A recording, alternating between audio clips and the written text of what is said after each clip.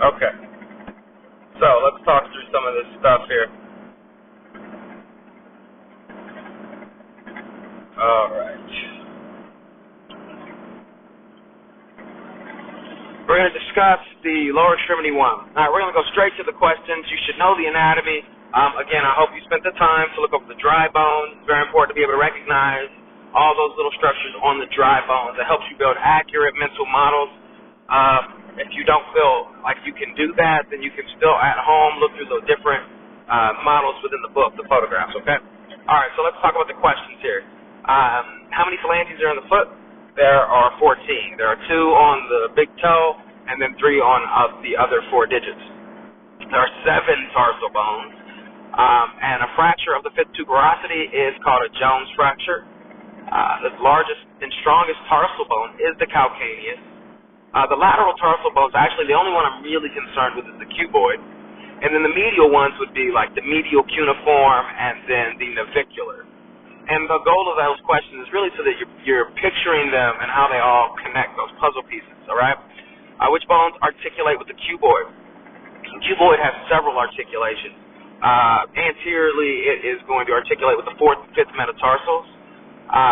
Laterally, medially, it will articulate with the lateral cuneiform.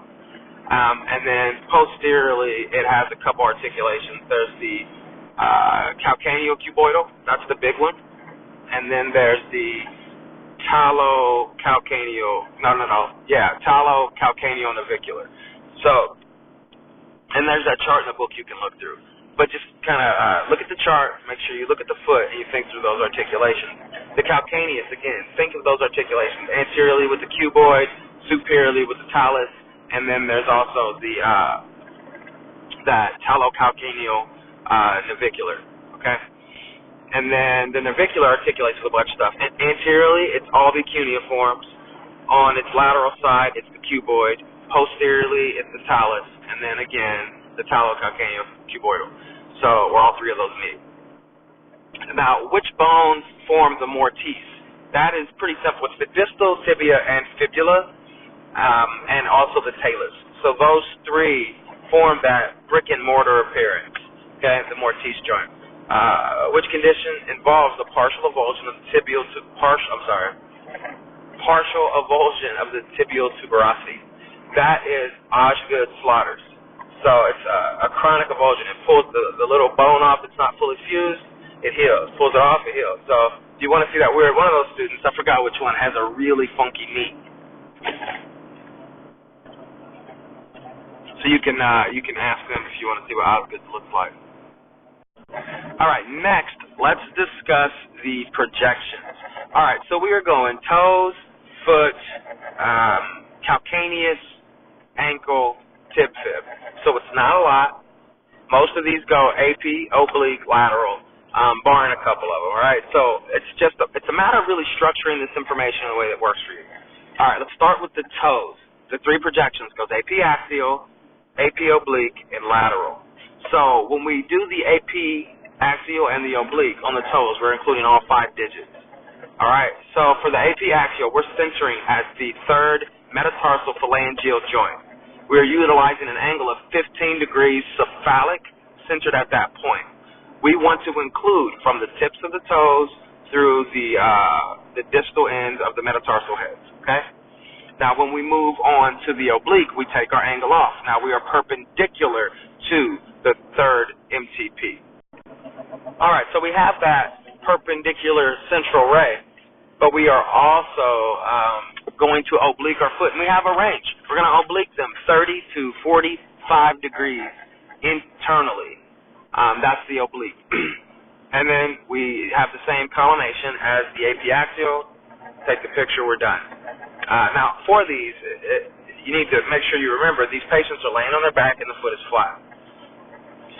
For the lateral, for the 1st and 2nd digits, we roll the patient onto the unaffected side. So if I'm doing a right 1st or 2nd digit, I'm going to lay the patient on the left side, on their left side. All right, that creates a lateral medial projection. For the 3rd, 4th, and 5th toes, we're going to lay them on the affected side. So for the right foot on the third, fourth, and fifth digit, we're going to lay the patient on their right side. We will center at the PIP on 2 through 5 and at the interphalangeal joint on the first toe. And then we will collimate in just to cover the distal head of the metatarsal again. Okay? Now, when we do feet, it's there's AP axial, AP oblique, and a lateral, just like toes. The difference is our angle drops to 10 degrees cephalic. The centering point changes to the base of the third metatarsal, and we open our collimation to include the heel, toes through heel, and that's on the AP axial foot. Then for the AP oblique foot, we remove the angle on the tube, center perpendicular to the base of the third metatarsal, which can be located by palpating the tuberosity of the fifth metatarsal, moving 1 inch anterior, and then using the midline of the foot. Okay? So we find that spot, we have a perpendicular beam to it, and now we are going to oblique the patient's foot internally or medially 30 degrees, no more than 30 degrees. Any more, and the resultant image will close off the cuboidal joint spaces, in addition to superimposing the lateral cuneiform over the medial and intermediate, which we don't want. All right, so we stop at 30 degrees. And then for the lateral, same centering, the base of the third metatarsal, except we do a medial lateral projection, roll them out onto their affected side, dorsiflex the foot, center, don't clip the toes, get a portion of the ankle joint, and there's our foot. Next, we have the calcaneus. All right, now the calcaneus is only 2 projections that need to be done. It is it's an axial projection, and that is, sorry, that's Willow, she's yelling. That's an axial projection followed by, or preceded by a lateral. So there's just those 2, lateral and the axial. We'll start with the axial. It's called a planto-dorso-axial. There is another variant that's a dorso-plantar, but we perform the planto-dorso-axial. To do this, the patient is laying on their back, their leg is fully extended, and the foot is dorsiflexed 90 degrees. Okay, so we dorsiflex the foot 90 degrees. We angle our tube 40 degrees towards the heel, our cephalic, and we center near the base of the third metatarsal. Mainly on this one, we want to just make sure we include the heel and then those joints, those anterior joints that we discussed in the classroom, okay? It's like the calcaneocuboidal laterally, and then medially you have the sustentactyl and tali, and then I want to say it is the talocalcaneal joint in front of that. So just make sure you recognize those. You want to include those as well. For the lateral calcaneus, we roll the patient out on the affected side, so it's a medial lateral projection, medial lateral, and we center with a perpendicular beam 1 inch below the medial malleolus. So we center 1 inch below that, and we collimate in to just include the distal tib fib and the tibio-talar joint, and then the entire calcaneus, and then anteriorly we want to include the fifth metatarsal. You can commonly find Jones fractures on these lateral projections. All right. Willow is blowing bubbles. All right, sorry. Next, we have the ankle. Now, the ankle, in theory, typically when done, is performed AP, mortise, lateral. But we also need to discuss the getting the 45-degree oblique, okay? All right, so for the ankle, again, the leg is fully extended. The patient is supine. We are going to dorsiflex the foot 90 degrees for every ankle projection. For the AP, we will center mid-malleoli. So we're going to center between the two, and we'll collimate just below the shadow of the heel and get the distal tib fib as well. So the positioning is very easy on that. For the AP oblique for the mortise, we will internally rotate the entire leg, not just the foot. We rotate the entire leg medially, 15 to 20 degrees. And again, center mid-malleoli. For our 45-degree oblique, obviously we rotate medially 45 degrees, centered in the same place. Collimation is the same. Very simple. For the lateral, finally, we do a mediolateral projection, meaning that we roll the patient onto the affected side. So we'll roll them all the way out externally, and then we will center directly on the medial malleolus, and that's our lateral ankle. Again, for all of these, the foot needs to remain dorsiflexed, 90 degrees. Okay, after our ankle, the last thing we have is our tib fib. The tib fib is typically just a combination of two projections, AP and lateral, and you can see everything you need to see. For our AP tib fib, this one's unique in so much as we don't use a 40-inch SID. We're now going to utilize as much as we can get. I think your text might even mention 48 inches, but we're going to go as far as the tube will let us. So we lower the table, raise the tube up. Again, this is done supine too. And then we use the diagonal access of the cassette. We want to include from the knee through the ankle joint. So we need to have both malleoli in addition to, at the very minimum, the femoral condyles. Okay. So if we can't get them on one, then we have to do two. We do an AP, we center mid-leg. We roll them all the way out onto the affected side, creating a medial-lateral projection.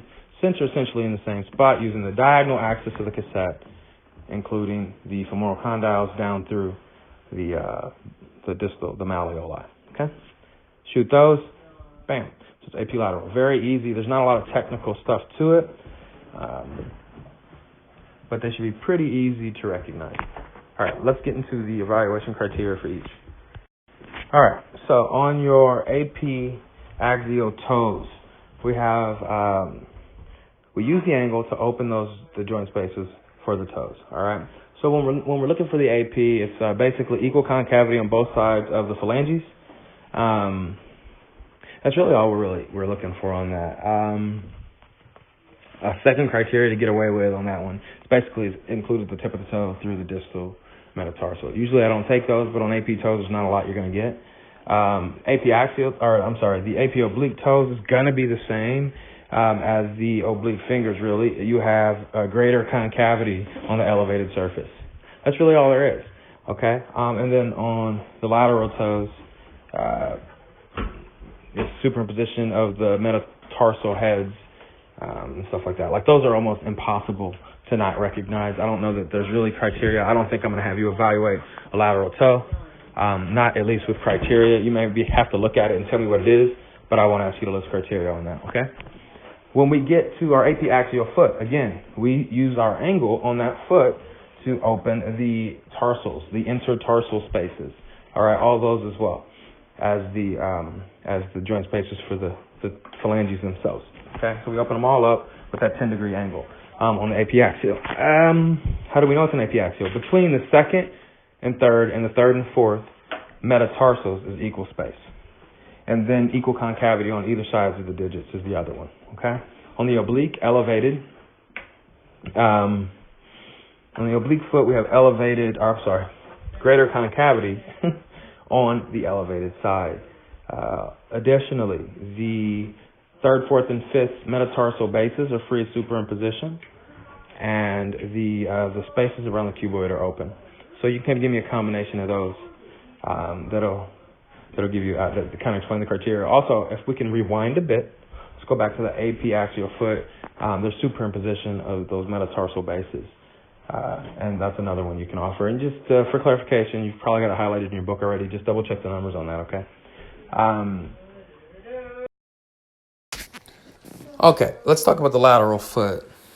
We'll see if I can't post-process this and put it in the appropriate spot, because I skipped it earlier. All right, so for the lateral foot, the evaluation criteria, what I want you to note is that the tarsal bones are fully superimposed. That's what, and I'm not the tarsals, that the metatarsals are fully superimposed. The heads and the shafts need to be superimposed. If you visualize the tuberosity of the fifth metatarsal really well, and that whole metatarsal shaft free, it's over-rotated. If you see the first one free, then it's under-rotated. So again, for the lateral foot projection, you want the metatarsal heads and shaft to be superimposed. And then obviously we include toes through the heel and a portion of the ankle joint. Okay. Let's move forward. We've got the calcaneus. I'm not really going to ask you how you know on that one, but you will have to be able to recognize it and label it on the plantar dorsal axial. Really the same with the lateral. Anyway. Now the ankle's different, okay? So on the ankle, how do we know it's an AP? It's really important that you recognize the criteria on the ankles because it's just because the position is, you need to be able to recognize the image. So if you know the criteria, you can apply it and you recognize the image. Let's talk about the AP. So on an AP ankle, the distal fibula is superimposed over the talus in addition to the abductor, the anterior tubercle of the tibia is also over the fibula.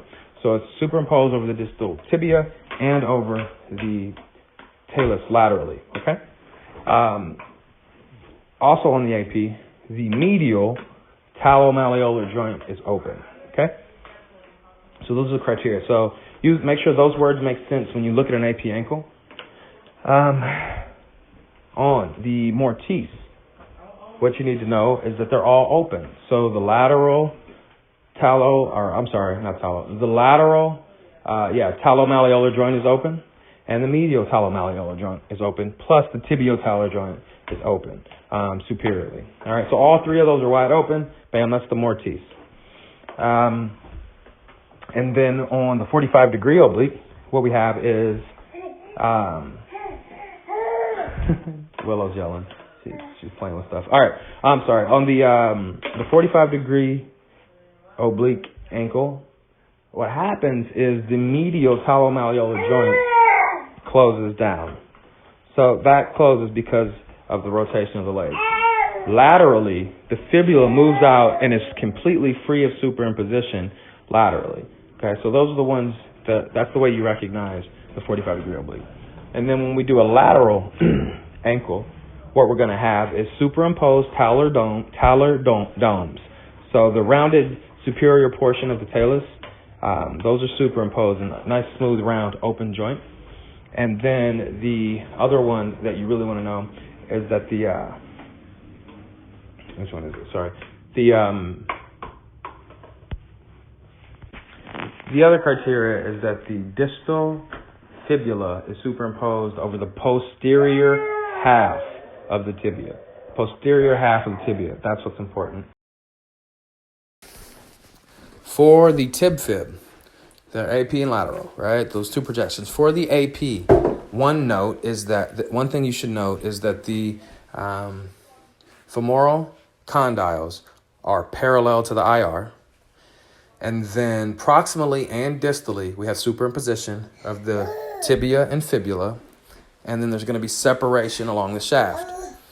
That portion of the criteria is near identical to the lateral. But when we look at the lateral, we have perpendicular femoral condyles. We have superimposition proximally and distally on the tib fib. But distally, the fibula is superimposed over the posterior half of the tibia. So that's how you kind of distinguish. It's the posterior half element that helps you separate those, okay? So hopefully this is helpful. I'm also going to go through some of those questions now in a sec.